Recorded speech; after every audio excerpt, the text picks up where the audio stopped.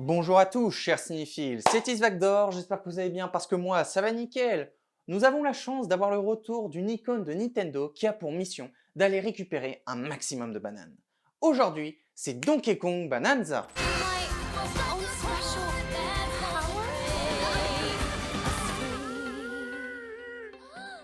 DK!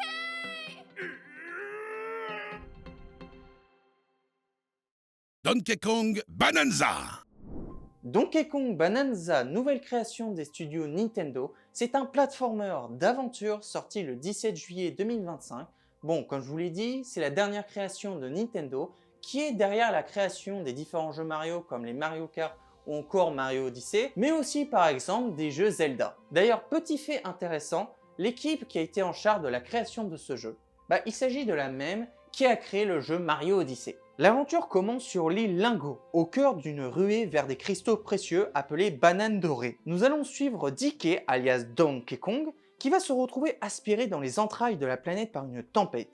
Il se réveille dans un vaste monde souterrain pris au piège. Là-bas, il fera la rencontre d'un mystérieux compagnon, un caillou violet nommé Odd Rock qui se révèle être une jeune Pauline, une chanteuse talentueuse possédant un pouvoir unique qui sera utile pour notre bon cher DK. Ensemble, ils apprennent qu'au cœur de la planète, leur souhait, qu'il s'agisse de remonter à la surface ou de retrouver les précieuses bananes, pourrait être exaucé. Mais ils ne sont pas les seuls à convoiter ce pouvoir. En effet, la voie de coopération menée par Wot Kong sème le chaos dans les sous-sols en exploitant la Banandium. DK et Pauline devront leur faire face et les devancer dans cette course vers le centre de la Terre. On l'oublie souvent, mais Donkey Kong a quand même eu une importance sur l'existence du personnage de Mario. En effet, ils ont eu le droit à leur toute première apparition dans ce jeu qui par la suite les a permis de se faire connaître et de créer tout un univers entourant le personnage de Mario. Et au fil des années, j'ai pu développer un réel intérêt pour ces jeux comme pour Luigi Mansion. Et lorsque Donkey Kong Bonanza a été annoncé,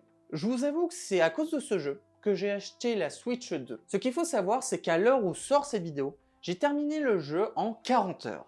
Et j'ai beaucoup apprécié mon expérience sur ce jeu, mais il est vrai que comme tout bon jeu, il y a des choses que je dois vous préciser. Bon, bien sûr, je vais vous expliquer ce que j'ai aimé ou pas tout au long de ces critiques et comme à chaque fois, on va d'abord commencer sur son histoire. On perd pas de temps, allez, let's go. Concrètement, j'ai beaucoup apprécié l'histoire de ce jeu.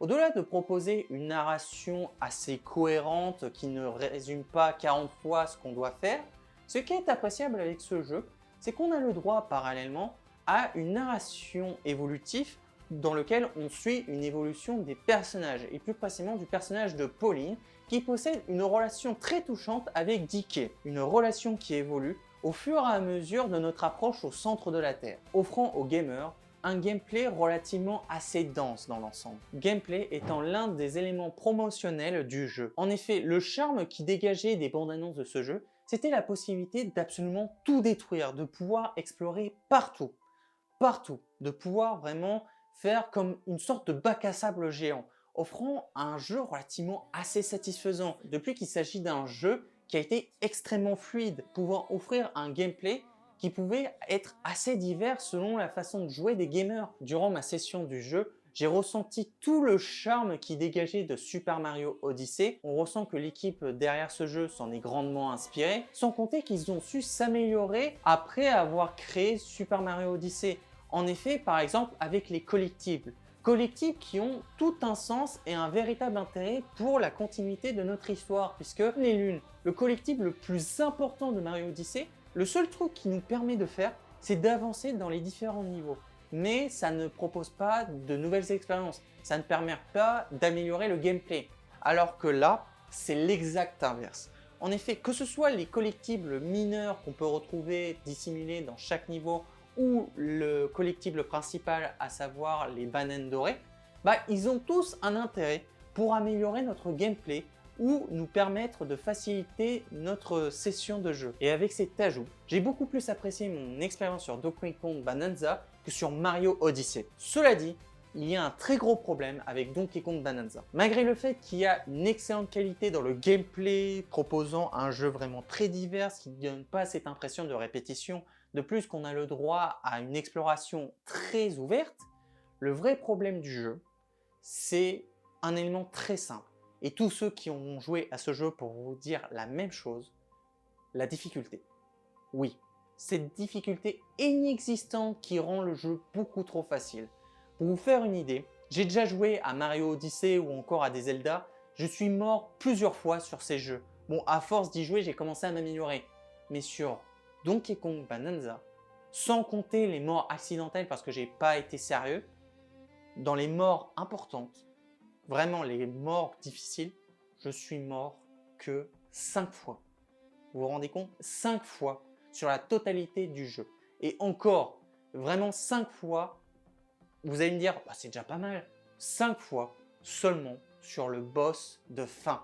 C'est-à-dire tous les boss du jeu, je les ai no-hit, je les ai one-shot, sans perdre une seule barre de vie. Vous allez me dire, bah, c'est parce que tu es trop fort. Et à ça, je vous répondrai merci, mais malheureusement, je suis obligé de vous contredire parce que je vous ai déjà montré mon expérience sur les jeux, par exemple avec mon let's play sur Marvel Spider-Man 2, mais il m'est arrivé de mourir, et sur des morts vraiment idiotes, ou des morts dans lesquelles c'était difficile. De plus qu'au-delà de mourir, parce que comme je vous l'ai dit, il y a une grande part d'exploration, mais parallèlement, il y a aussi des casse-têtes pour pouvoir deviner comment récupérer les collectibles.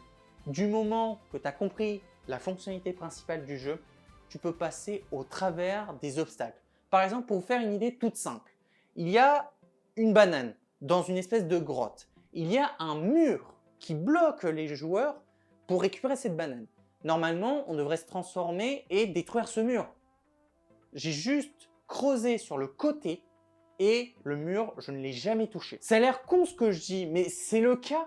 Le jeu possède une difficulté vraiment très basse. Je ne demande pas que ce soit aussi difficile que par exemple Dark Souls ou encore Elden Ring, mais par exemple Mario Odyssey avait beaucoup plus de difficultés. Je me dis que s'ils avaient rajouté un peu plus de difficultés sur le gameplay, ça aurait proposé un jeu avec beaucoup plus de pression. Cela ne m'a pas empêché de profiter de mon expérience sur le jeu, mais il est vrai que ça m'a fait bizarre de pouvoir avancer aussi vite. Lorsqu'il s'agit de la direction artistique que le jeu a empruntée, le jeu est d'une qualité vraiment magnifique. En effet, il propose une vraie immersion visuelle pour les gamers. J'ai apprécié mon expérience sur le jeu. Sincèrement, il y a eu un vrai travail sur la direction artistique du jeu. Autant pour l'univers des différents sous-sols qui était quand même un choix et une présentation assez divers pour chacun, mais parallèlement sur le design des personnages. Un design que j'ai trouvé excellent, surtout pour celui de Donkey Kong qui a eu la chance d'avoir un travail d'un tout nouveau design pour son personnage. Sachant que le premier design de Donkey Kong c'était celui-ci. Bon, c'était à l'époque, ça on dit, allez, c'est Joker. Mais après, on a eu le droit à ce design et là, ouais, ça faisait vraiment bizarre. Là, on a le droit à un tout nouveau chara-design pour le personnage qui est à la fois attachant et aussi très drôle étant donné qu'il est très expressif, rendant le personnage plus qu'attachant que dans les jeux précédents. Le jeu offre, comme je vous l'ai dit, une vraie immersion visuelle, étant donné qu'on a le droit à une panoplie de décors très divers. On a eu le droit par exemple à une zone dans la neige, on a eu le droit par exemple à une zone qui aurait pu être dans la jungle, on a eu le droit aussi à une zone qui se situait dans les grands canyons. Franchement, il y a des choix très divers sur les ambiances des différents sous-sols qu'on doit traverser au fur et à mesure du jeu, proposant vraiment différents gameplays selon les conditions de chaque environnement. Pour le cas de la musique, on a eu le droit à une équipe qui a été en charge des compositions de ce jeu vidéo. On a eu le droit à la présence de Naoto Kubo qui a été le directeur sonore du jeu, Daisuke Matsuoka qui est très familier au personnage de Donkey Kong étant donné qu'il a composé différents jeux de la franchise, notamment Donkey Kong Country Returns sorti en 2010 ou encore Donkey Kong Tropical Freeze. Concrètement, ce qu'il faut comprendre avec ce jeu, c'est que la musique a une très grande part d'importance. On me dira en même temps l'un des deux personnages principaux est Pauline, qui est pour rappel une chanteuse très importante de l'univers Mario, étant donné que par exemple on l'a vu pour la première fois dans Mario Odyssey. Il est normal de s'attendre à un vrai travail dessus. Et la réponse que je vais vous donner, c'est que, en effet, il y a un vrai travail sur la direction sonore de ce jeu, proposant également une bonne immersion sonore dans l'ensemble, vraiment très bien travaillé et par-dessus tout divers au terme des différents environnements qu'on traverse au fur et à mesure des sous-sols lors de notre voyage vers le centre de la Terre, sans compter que l'on ressent une bonne alternance entre les moments dynamiques et les moments beaucoup plus posés. Une chose que Naoto Kubo nous confirmera lors d'une interview en nous précisant qu'il a veillé à ce que la musique reflète à la fois l'énergie explosive des phases d'action et l'ambiance mystérieuse des zones plus calmes. Un travail qu'il arrivera à mener à bien grâce à son équipe, mais également à Daisuke Matsuoka qui a contribué à la richesse sonore du jeu. Et pour ce qui s'agit des personnages, il y a du bon comme du mauvais. Bon, bien sûr, on a le droit à une panoplie de petits personnages secondaires qui ont leur petit lot d'importance sur la suite et la continuité narrative de l'histoire et sur l'amélioration de notre gameplay. Mais pour ce qui s'agit des personnages principaux, plus précisément de notre cher duo Dike et Pauline, je trouve qu'il s'agit là d'une excellente relation, plus précisément d'un bon duo, combinant deux personnalités très différentes, mais qui se complètent vraiment très bien, dans le sens où on a le droit, au travers de la narration, à une relation qui va évoluer au fur et à mesure de notre voyage vers le centre de la Terre, qui va être également un voyage intérieur pour l'un de nos deux héros, à savoir le personnage de Pauline, qui au départ est un personnage dans lequel on sent qu'elle adore chanter, mais qui possède aussi une grande part de timidité et parallèlement des peurs qu'elle a du mal à affronter. Mais au fur et à mesure de notre avancée, on voit que la relation entre nos deux personnages s'améliore et parallèlement la personnalité de Pauline s'améliore pour le mieux, se libérant à la fois de la pression qu'elle se donnait pour pouvoir chanter en public, lui permettant de s'exprimer au travers de sa passion du chant. Autrement dit, une relation bien ficelée qui a la chance de connaître une bonne évolution au travers de son histoire. Mais après, il y a du moins bon, et notamment avec le méchant du jeu, qui est un méchant qui est juste méchant et qui veut surtout gagner de l'argent pour pouvoir être riche, autrement dit garder toutes les richesses pour lui, qui est un méchant qui est toujours là, qui est omniprésent dans l'histoire, mais qui n'impose pas une réelle terreur. Cela dit, il est vrai qu'à la fin du jeu, on a eu le droit à une véritable surprise qui a fait plaisir à tous les fans de la franchise Donkey Kong. Ceux qui auront joué au jeu et plus précisément ceux qui reconnaîtront cette image voient où je veux en venir. Puisque en effet ce personnage, plus précisément le retour de ce personnage, nous a offert quand même un vrai plaisir pour les fans de l'univers Donkey Kong. Voilà, je vous ai fait à peu près le tour de ce que je pensais du jeu Donkey Kong Bonanza. Et si vous me demandiez si ça vaut le coup d'acheter ce jeu, je vous répondrai que oui, dans le sens où Nintendo nous a quand même offert un jeu qui est vraiment très bien dans l'ensemble. Si seulement les jeux Pokémon aussi avaient le droit à cette chance. Bon, ça c'est un autre sujet. Pour revenir sur le cas de Donkey Kong Bonanza, je trouve que c'est un jeu qui est vraiment très unique dans son genre. On a le droit à un jeu très divers en termes de gameplay, qui propose un jeu qui est assez long dans l'ensemble, pas long comme un Elden Ring ou encore un Skyrim, mais qui est un jeu très honnête en termes de durée dans toutes les franchises des jeux Nintendo. Mais après, il est vrai qu'il est beaucoup moins long que par exemple le jeu Super Mario Odyssey. Mais c'est un tout petit détail.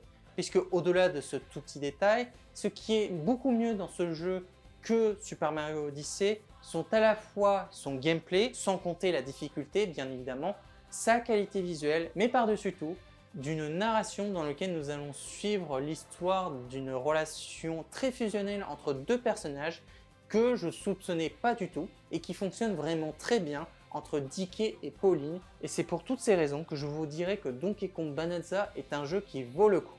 Au-delà de posséder une difficulté inexistante, dans l'ensemble c'est un jeu qui est vraiment bien travaillé dans tous les domaines, que ce soit sur sa narration, sur son gameplay, sur sa direction artistique et sonore, mais également sur ses personnages principaux. Autrement dit, un jeu vraiment bien travaillé qui nous a été offert par les studios Nintendo, permettant de mettre en avant la Nintendo Switch 2. Ce qui fait que pour moi, je trouve que Donkey Kong Bonanza est un jeu qui mérite la note de 18 sur 20. Voilà les amis, c'est la fin de cette vidéo, j'espère que ça vous aura plu.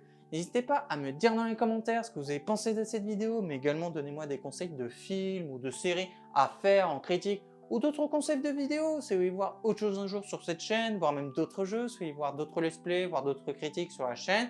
Mais en attendant, je vous invite surtout à vous abonner à ma chaîne, ce sera un énorme soutien pour moi, de liker cette vidéo comme toutes les autres et de partager ma chaîne avec vos amis, avec votre famille ou à qui vous voulez. Et on se retrouvera très vite pour une prochaine vidéo critique, réaction ou jeu vidéo. Et sur ce, je vous dis à la prochaine et salut. Bye.